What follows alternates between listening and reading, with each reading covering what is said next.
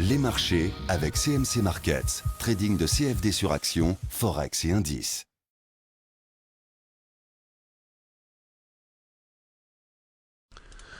Bonjour, je vous présente aujourd'hui une vidéo d'analyse technique de Nicox tradable à partir de la plateforme de CMC Markets. On va commencer par une vue assez large de Nicox et on voit que les choses sont en période de consolidation. Les indicateurs techniques renvoient d'ailleurs des messages assez ambigus et assez contradictoires.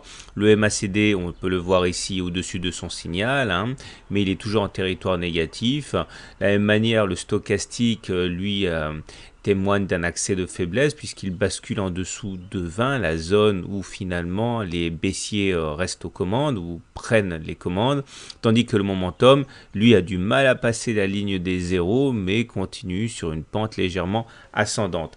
Finalement, on voit que les choses sont assez classiques lorsque l'on évolue en effet à l'intérieur d'un biseau comme ça, où les amplitudes sont de plus en plus réduites et où l'on cherche un déclencheur pour partir soit à la hausse, soit à la baisse. Donc évidemment, les indicateurs techniques ne peuvent être que contrastés puisqu'on est globalement sans tendance bien établie.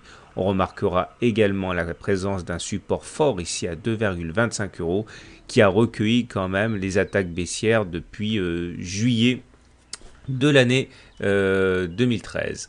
Voilà, on bascule maintenant sur une vue un petit peu plus précise de la valeur. On voit déjà qu'à très court terme, nous sommes soutenus ici par une oblique orange de qualité qui a permis au cours de rebondir à moult reprises courant avril et également courant mai.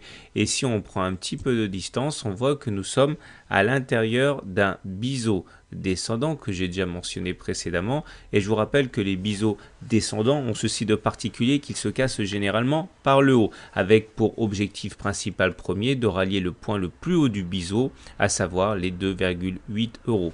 Rappelons que le biseau se distingue du triangle par le fait que là nous avons deux obliques qui descendent et qui convergent. Alors, si les 2,8 € devaient être franchis, il y a une autre façon de calculer l'objectif. Il s'agit de reporter la hauteur de la première oscillation complète au-dessus du point de sortie, ce qui nous donnerait sensiblement le même résultat. Et pour les plus gourmands, il y a une troisième façon que je n'ai pas fait figurer ici, c'est de prendre la hauteur totale entre le point le plus haut et le point le plus bas, autrement dit entre 2,2 et 2,6, et de reporter la même hauteur au-dessus du point de cassure, mais on y reviendra le cas échéant. De manière encore plus large, on voit que nous sommes en train d'évoluer à l'intérieur d'un grand canal orange ici, et je vous rappelle que la règle est que si on continue à faire des oscillations, eh bien on ira évoluer entre 2,8 et 2,2 €, mais si on devait casser le canal, eh bien il faudrait reporter la hauteur de ce canal soit au-dessus soit au-dessous du point de cassure, c'est-à-dire en l'occurrence en cas de cassure par le haut, eh bien aller chercher une distance correspondant à cette oblique nouvelle à 3,45 €.